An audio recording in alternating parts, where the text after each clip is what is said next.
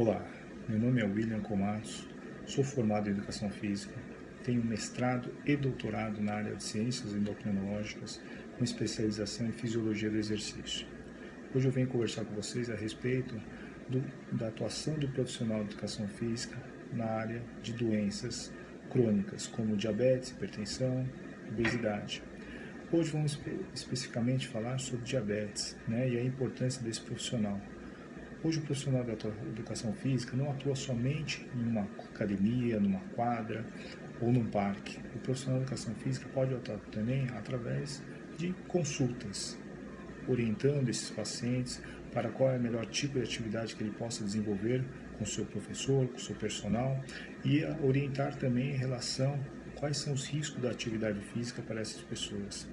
Olá, meu nome é Amanda Gonçalves, eu sou estudante da Universidade 9 de Julho, do curso de Educação Física. Eu estou aqui no SET com a doutora Karen e o Dr. Clayton para falar um pouquinho sobre diabetes e a relevância do diabetes nos praticantes de atividade física. Bom dia, tudo bem? Bom dia. Bom dia, bom dia. Eu vou começar com uma perguntinha bem básica, que é: o que é a diabetes? Então, o diabetes é uma doença que se caracteriza por aumento da quantidade de açúcar no sangue. Então, aumento da glicemia, que é a concentração de açúcar no sangue. Existem basicamente dois tipos de diabetes. Um diabetes que a gente chama de tipo 1, ou também é chamado de diabetes insulino dependente, né? Ou um diabetes que a gente chama de tipo 2, ou não insulino dependente, ou da maturidade. E quais são os sintomas? Mais de 95% dos pacientes têm diabetes tipo 2.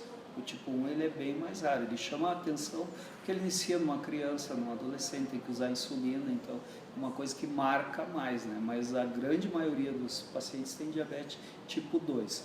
Quando a glicose está muito alta, eles são, a gente chama até de síndrome dos 4 P's, né? O primeiro, de urinar demais, a gente chama de poliúria. Poliúria. Então, o primeiro P. O segundo, o de muita sede, a gente chama de polidipsia, certo?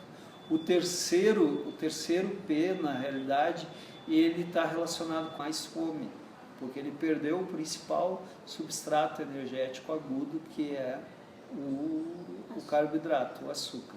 Então, ele tem o que a gente chama de polifagia, é o terceiro P. Né?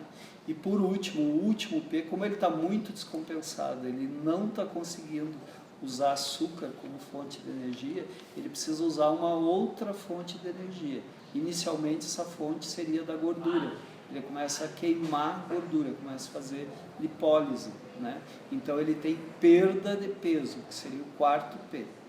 Né? Então, poliúria, polidipsia, polifagia e perda de peso. Esses são os sintomas clássicos do diabetes.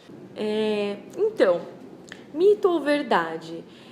A diabetes pode ser causada pelo excesso do consumo de açúcar? O tipo 1, como ele é uma doença imunológica, ele vai sofrer uma agressão autoimune e gera alta de corpo contra o pâncreas, isso independe da alimentação, ele vai desenvolver a doença. O diabetes tipo 2 é diferente, como ele está associado com sedentarismo, com o sobrepeso, aí sim a alimentação ela tem um peso importante.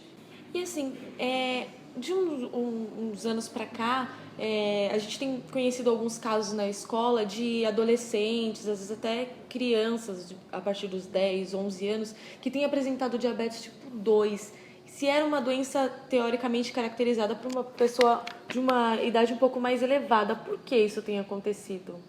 Então, isso é um dado bem importante e bem alarmante. Ele está diretamente relacionado ao aumento da incidência de sobrepeso e obesidade na infância. A facilidade, as comodidades da vida moderna, né? Controle remoto, videogame, escada rolante, elevador, carro. Então, essas crianças elas são menos ativas do que eram há 3 décadas atrás. Então, com certeza, isso é um fator que está impactando muito para elas manifestarem mais precocemente. Então, elas precisam somar essa alimentação inadequada que a gente tem na nossa sociedade atualmente a um gasto calórico menor, né, por causa de todo esse contexto, né, e aí o diabetes acaba aparecendo mais precocemente. Normalmente, dentro da escola, as possibilidades, principalmente numa escola pública, as possibilidades são bem restritas em relação ao acesso a algumas coisas.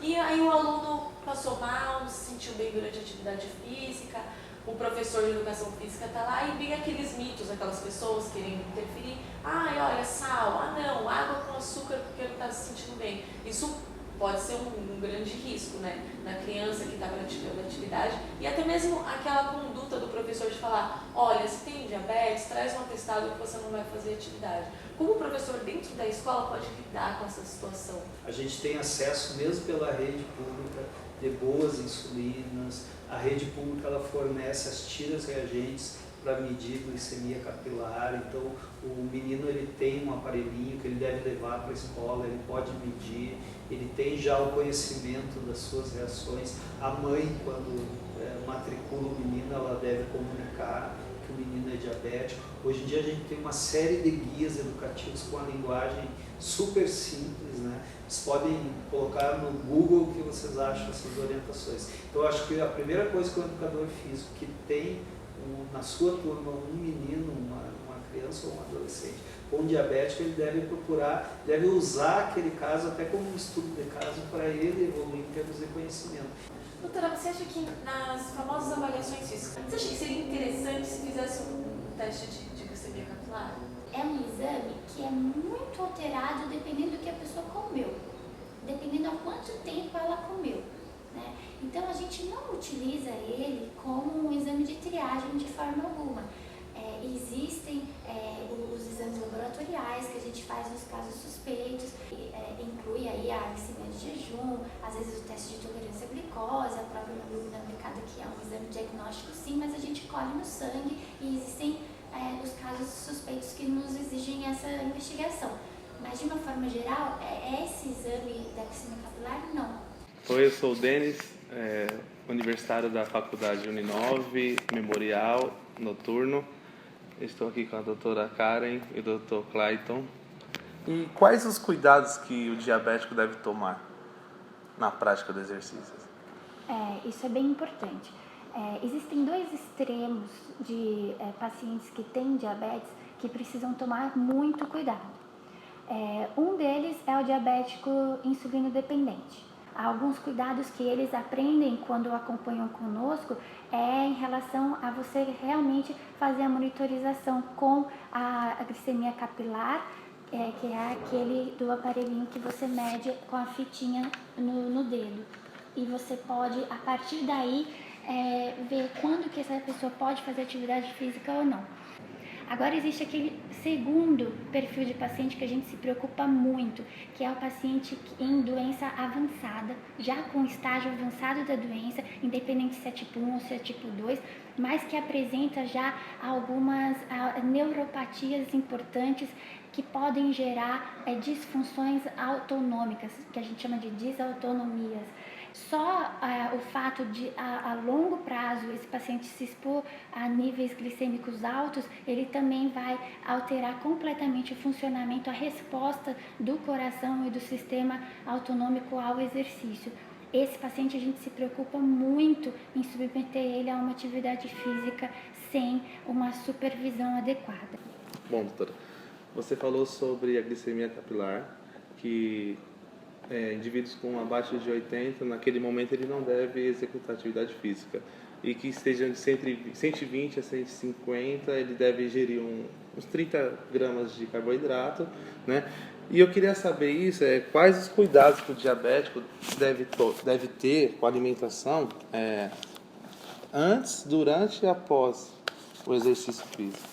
Cada paciente vai precisar de uma orientação adequada, individual em relação a isso, e principalmente dependendo do tipo da atividade física, do tempo de atividade física e da intensidade de atividade física. Então é isso, muito obrigada, doutora Karen, obrigada, doutor Clayton. Nós que agradecemos. E Parabéns a vocês pelo trabalho bem bacana. Iniciativa. Espero que esse conhecimento possa ser difundido. Obrigada, gente. Tchau, tchau. Até a próxima.